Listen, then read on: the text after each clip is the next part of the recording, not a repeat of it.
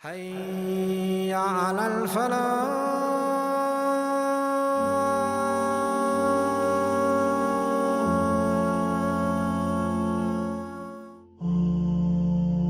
Life as we know it today brings with it all sorts of grief and stress and regret. Sometimes this grief is due to a financial worry. Other times it's relating to a health concern. Whilst other times this stress and fear could be because of an enemy who is in the waiting. The stress and grief of dunya comes in many different sizes and shapes and forms. However, regardless of how intense and severe this level of fear, and stress and grief may become in the life of a person today, it doesn't usually cause a mother to forget her child. Nor does it usually cause a child to go grey. Nor does it usually cause people to behave as if they are drunk because of the stress and grief. Because these three descriptions that you and I just heard, they are a description of the stress of one day, exclusively one day and one day alone. And that is the day of judgment. Allah Almighty said, depicting the intensity and the fear and grief of that day, He said, on that day you will see every nursing mother forgetting her nursling, and every pregnant woman will drop her load, and you will see people behaving as if they are drunk, but they are not drunk. It is the punishment of Allah Almighty that is severe. So colossal is the stress and fear of that day that Allah Almighty, He said, it is a day that will make children go grey. On that day, humanity in their billions, they will be divided into one of two categories, without a third. The first of these categories is al-aminun, those who are at peace, those who experience security, those who will be experiencing the unthinkable form of happiness during the day of fear. We shall give them security. They are those who singled out Allah Almighty in worship, and they were sincere in everything they did, and they tackled every haram craving, every sinful habit, outwardly, inwardly, publicly, privately. They tackled that sin head on before the meeting of death. The greatest terror, the day of judgment, will not grieve them in the least. Ya salam. As for the second category, it is the polar opposite. They are the terrorized ones. They are al-khaifun. They are an-nadimun, the regretful ones. These are the petrified ones. Their hearts reach their throats, about to exit because of the fear. And they will be in an overwhelming state of hasra, regret, which is the key word for today. So regretful they will be that some of them would have lowered their heads in shame, and they will be heard saying to Allah, "Oh Allah, we now see and we can now hear, so please allow us to return to dunya so that we may do good. We are now very certain." Whilst a second group will be heard screaming out in regret, saying, "How great is our regret because we didn't give this thought." Whilst a third group will be suicidal on the day of judgment, craving for death as they shriek out saying, "I wish I was dust. We wish death was the end," they will say. Regret is the key word for today.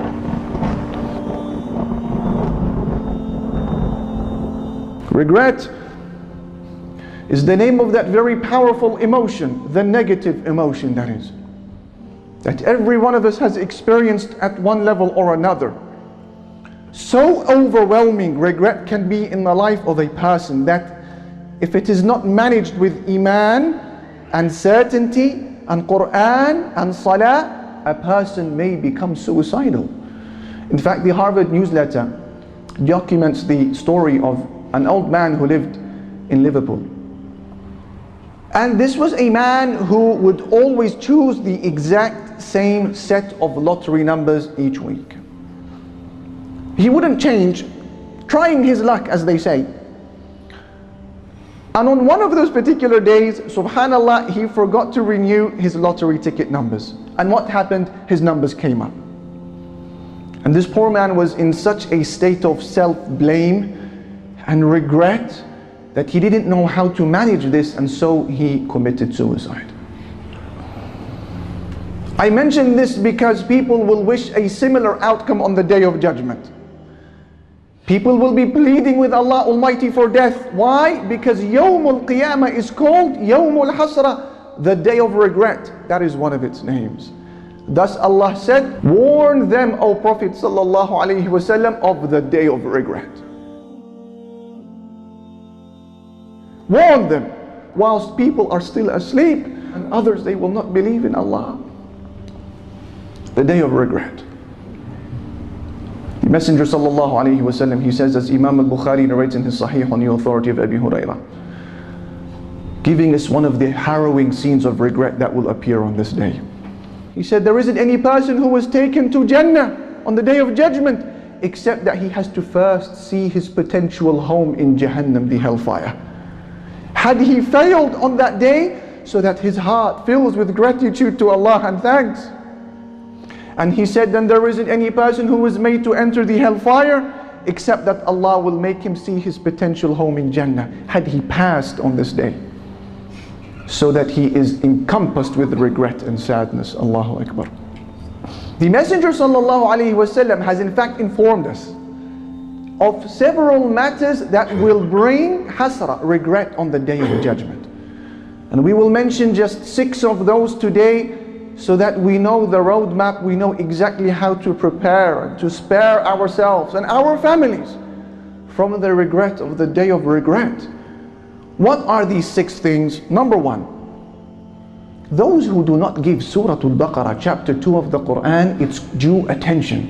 Isn't that a strange one? When the rewards are distributed on the Day of Judgment to the people of the Quran, and specifically to the people of Surah Al-Baqarah, those who had ignored Surah Al-Baqarah will be taken by regret.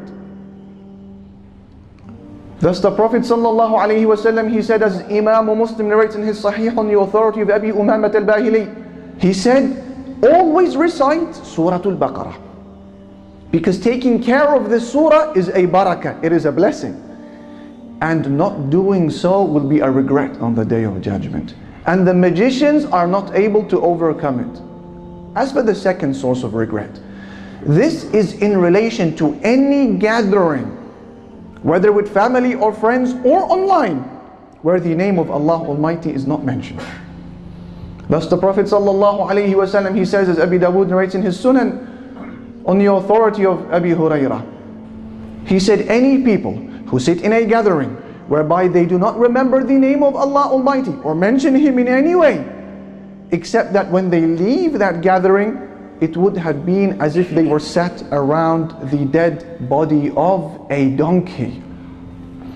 And that gathering will be regret for them on the Day of Judgment. Subhanallah al-Azim. What about number 3? The third cause of regret is with regards to those individuals who aspired for positions of authority. They wanted to be in the limelight. They wanted people to clap for them. They sought after attention and praise. And that is why the Prophet ﷺ, he says, as our mother Aisha narrates, and the hadith in Sahih al-Bukhari, he said, O Muslims, you will soon start competing over positions of authority. And on the Day of Judgment, that's going to bring with it regret. So how great is breastfeeding? And how difficult is weaning? What is that all about, that last sentence? The Messenger ﷺ is comparing positions of authority and those who always want it with the breastfeeding child, who is always receiving its nutrition and its milk readily available from its mother with no effort from itself. But there has to come a day when that child must be weaned, when that milk has to come to a stop, And similarly, those who aspire for positions of authority and status in the community, despite not being deserving of it, are not possessing the credentials, their wealth and their prestige and their honor will have to come to a stop at one point. And that will be on the day of judgment, when wealth and prestige will be replaced with regret for aspiring for a position that you are not fit for. As for the fourth cause of regret, this will be with regards to a person who puts forward acts of worship, but they contain within them hidden elements of showing off. This is a person who has dedicated years upon years of what he called worship and Quran and Salah and Taraweeh and Qiyam and fasting and dhikr and da'wah and a flawless hijab and enjoining good and forbidding evil and Islamic events and Islamic reminders and Islamic posts, and they see these good deeds in the form of mountains on the day of judgment, beautiful mountains, and to his horror they begin to crumble before his very eyes. Can you imagine their regret? That is because those good deeds, although they were huge, but they had holes within them. They were rotten. They had holes of showing off. They had holes of pride, holes of self-admiration, holes of self-promotion. Look at me, what I am doing, what I am up to, where I am found, what I am reciting, where I am praying. Holes of showing off. Thus those deeds come crumbling down on the day of judgment, causing regret. One of the scariest ayat from the Quran, as some of our predecessors they said, they will see with Allah Almighty that which they did not expect. A'udhu billah. As for the fifth cause of regret, this is when you find yourself being forced on the day of judgment to hand over your good deeds to somebody else. Or when you are forced to carry the sins of somebody, sins that you didn't even commit. Can you imagine what that means? Imagine on Yawm al-Qiyamah you are forced by the angels to hand over 2,000, 3,000 prayers to somebody else, to your neighbor. Can you imagine handing over 2 or 3 or 10 Ramadans worth of hard work and thirst and sacrifice to somebody else who didn't do it? Worse still, can you imagine carrying the sins of people, sins that you didn't commit? Imagine reading your book on the day of judgment and you find zina, fornication, billah. You find adultery, you find alcohol, you find interest, you find pornography, you find sins that you didn't commit. Others have transferred them onto you, and now you have to find an answer before Allah for these sins that you didn't do. How can that situation take place? By oppressing another Muslim, by wronging another individual. Thus the Messenger sallallahu alaihi wasallam says in the famous hadith which Imam al-Bukhari narrates on the authority of Abi Hurairah. He said, whoever of you has wronged his brother in any way, whether in regards to his honor or any other way, then make sure you beg his forgiveness today before a day comes where there will be no dinar and no dirham. He said, if you have good deeds on that day, he will be allowed to take from your good deeds depending on the size of your wrongdoing. If however your good deeds they run out before you pay your debt, then he will be allowed to transfer his sins onto you. Inna lillahi wa inna ilayhi raji'un. This is one of the most frightening and disturbing realities of the day of judgment, wallah. The reality that states, you and I cannot give a single good deed to the people we love the most. Your mother, your father, your wife, your children, they will ask you and you will refuse because you need that good deed just as much as they do. Whilst on the other hand, some people will be forced to give over their good deeds to the people they hate and they despise because they had backstabbed them, mocked them, conspired against them, plotted against them, failed to pay their wages on time, or any other type of wrongdoing. He said, let him beg his forgiveness today. Number 6, generally speaking, and this is the overarching cause of regret that summarizes everything you just heard, any Muslim individual who falls short with regards to the minutes, the hours of his days and his weeks in building the hereafter, that is going to be a cause of regret. A person who was urged week in, week out, every Friday, every reminder to drop the sins, to replace the haram with halal, to remove the intoxicant, to change sin into obedience, to reshuffle the cards, to refocus your attention on Allah and the home of the hereafter, to set a vision in life in preparation for Jannah, and they fail to do so. That will be a major cause for regret, as people will be heard saying on the Day of Judgment, I wish that I had prepared for my life.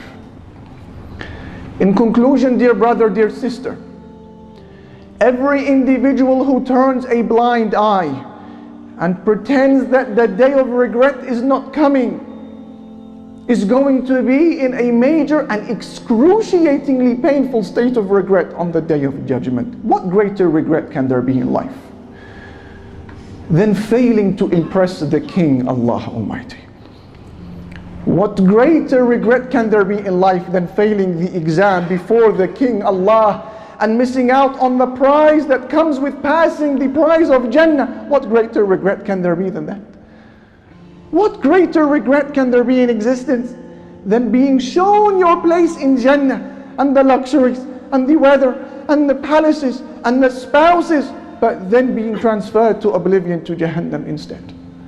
What greater regret can there be in life than meeting your friends on the Day of Judgment, those whom you knew today, and they find no words for you and I except, didn't I tell you? Didn't I tell you? What are we to do about this? These are six of the many matters that will bring regret on the Day of Judgment. It's an open book exam. We have the answers with us already, so that the preparation can start from today. The answer, we need to create an action plan and set goals for every one of these 6 matters we identified. We mentioned number 1, if you remember, neglecting Surah Al-Baqarah is a cause for regret. What is the plan for that? Why don't we team up with a family member or a friend to have Surah Al-Baqarah memorized from cover to cover, from beginning to end? Within 6 months, set a target, a clear target. Within a year, Surah Al-Baqarah will be memorized in my family. And then set another target to understand every ayah within this blessed surah.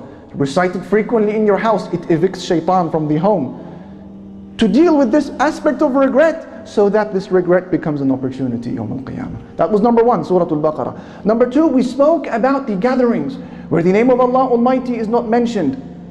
That's a cause of regret. What is our plan for that? The plan could be to convert every gathering where the name of Allah Almighty is not mentioned into a gathering of dhikr and remembrance. At least by remembering the salawat upon the Messenger, alayhi salatu wasalam, salutations upon him, stopping somebody in his tracks when he is backstabbing, remembering Allah, turning it into an Islamic reminder, even if it's passing, so that that regret, so that that gathering doesn't become a means of regret Yawm al-Qiyamah. That was number 2. As for number 3, we mentioned those who aspire for positions of authority and they want their name to be at the forefront of every project. That's a cause of regret. What is our plan for that? The plan could be to train ourselves to love working for the deen of Islam behind closed doors, behind the curtains, away from the limelight, away from the cameras, to train ourselves to hate the praise of people and to hate their thanks, rather to only want the gratitude and thanks of Allah. Number 4, we said that the cause of regret is a person who meets Allah with acts of worship, but they have holes in them, in sincerity. And undoubtedly, sincerity, ikhlas, is an ongoing struggle, a lifelong one for every single one of us. However, we can train for this one by monitoring our intention before every speech and every statement, every action of ours, monitoring our hearts more than the diabetic people monitor their blood sugar levels. Our hereafter depends upon it. We said number 5, a cause of regret, the person who wrongs his brother in any way. What is the plan for that? To go to him, to go to her, you know exactly who they are and how you have wronged them. We know. And even if you need to fall onto your knees and you need to cry your eyes out, begging forgiveness. Yes, it requires courage. Yes, it requires humility, but that is far easier than donating the only thing you and I will have on the Day of Judgment to them, and that is our good deeds. Beg them to pardon you. Number 6, we mentioned the cause of regret. Somebody who wastes his time not preparing for the hereafter. What is the plan for that? The plan for that is to brainstorm your talents, to brainstorm the resources Allah has given you as a student or as a professional, as a male, as a female, as young, as old. What has Allah given you? And then take these talents, show them to somebody you trust, whether it is a scholar of Islam, or whether it is a friend whom you love, or a family member whom you trust. Show them, this is what I have. What is my vision in life? What is the strategy that I'm going to dedicate in the life of this world to meet Allah with on the Day of Judgment? He does not live, I take each day as it comes type of life. He is working, she is working to strict targets, to clearly defined objectives, to a very clear vision which he has set in dunya to impress Allah with on the Day of Judgment. These are some of the causes of regret on the Day of Judgment, and this is our roadmap to deal with them.